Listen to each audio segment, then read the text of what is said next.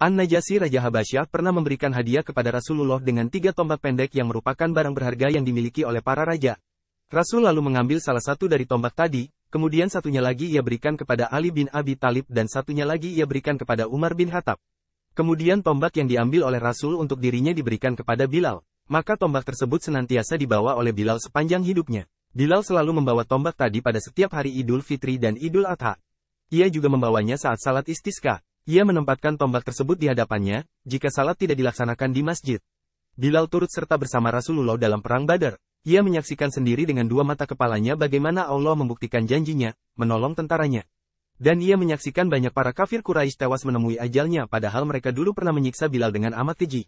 Ia juga melihat Abu Jahal dan Umayyah bin Khalaf mati tertebas pedang kaum muslimin, dan darah mereka mengucur karena tusukan tombak kaum muslimin.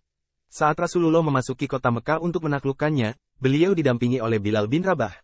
Saat Rasulullah memasuki Ka'bah, beliau hanya didampingi oleh 3 orang saja, mereka adalah Utsman bin Talha sang pemegang kunci Ka'bah, Usama bin Zaid orang kesayangan Rasulullah dan anak dari orang kesayangan beliau, serta Bilal bin Rabah sang muazin Rasulullah.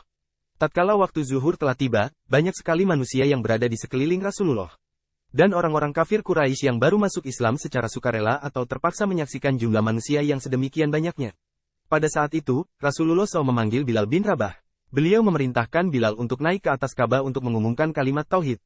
Maka Bilal pun melakukan perintah tersebut. Ia mengalunkan azan dengan suaranya yang keras. Maka ribuan leher manusia melihat ke arah Bilal.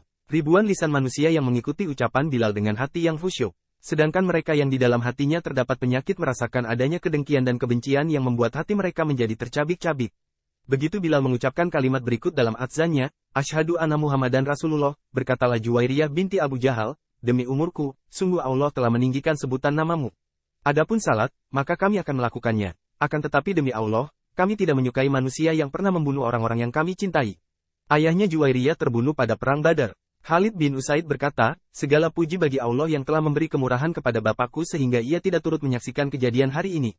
Bapaknya Khalid telah mati 1 hari sebelum terjadinya penaklukan Mekah. Al-Harits bin Hisham berkata, celaka, andaikan aku sudah wafat sebelum aku melihat Bilal berada di atas Ka'bah. Utsman bin Talha adalah pemelihara Ka'bah. Ia masuk Islam pada saat perundingan Hudaibiyah.